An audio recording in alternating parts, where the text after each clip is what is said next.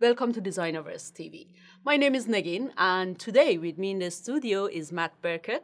Matt, before we jump to the conversation, could you tell us a little bit about yourself and what you do? Sure. So I'm the Director of Engineering and Design at Everest. My background's in structural engineering, and our company is trying to think of ways to reinvent the way that we do engineering on a daily basis. Reinvent. Could you tell us a little bit more about what you do to reinvent the industry? The engineering industry is a little bit outdated.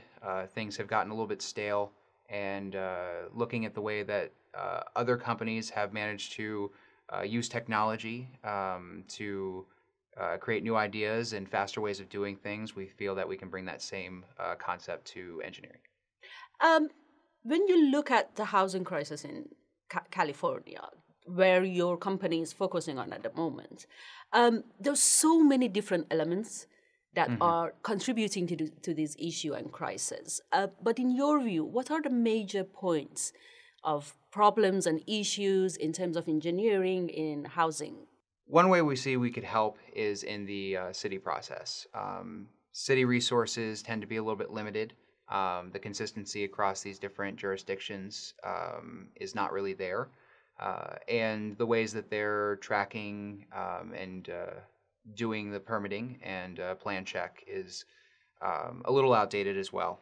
So we see that as a bit of an obstacle that maybe with the help of our company and also government intervention, we can kind of create a better way to process permits more quickly and get houses under construction. So, could you explain a little bit about the process in the cities that creating these issues, and what is your solution for that? Sure. So right from the start, a lot of cities still do everything with paper. So large sets of paper plans are brought into the city to be reviewed department by department. And obviously, technology has come a long way where digital plans and things like that are starting to permeate the market a little bit, but they're still not common enough that we can use them on a regular basis. We feel that that alone could not only save time, but also reduce the amount of waste that these cities are using, even reduce the amount of area that the city buildings need to have just from storing thousands of previous plans. And the other aspect is the red tape. So zoning laws and the city's willingness to actually buy into new housing. A lot of these communities have kind of set themselves in their ways. They're not looking to add new housing, but we obviously need it.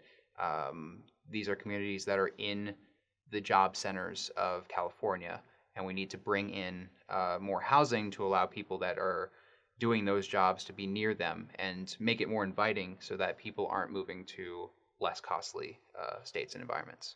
This is really interesting because California, in its sense, and Silicon Valley, it's been the drive for technology around the world. Why the construction and housing engineering in California didn't catch up? I mean, the main reason is they haven't really had to.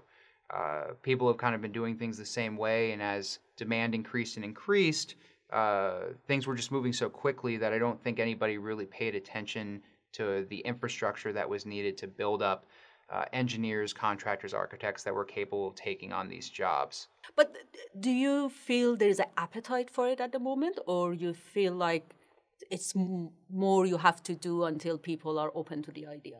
There's always more that we can do to change people's minds and make them open to new ideas.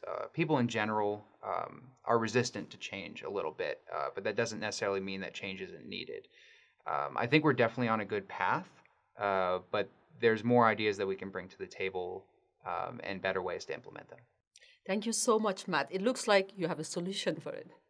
We're working on it. It'll take a little bit of time, and I'm sure there will be a lot of obstacles in the way, but we hope that by the end of it, we've made some real progress.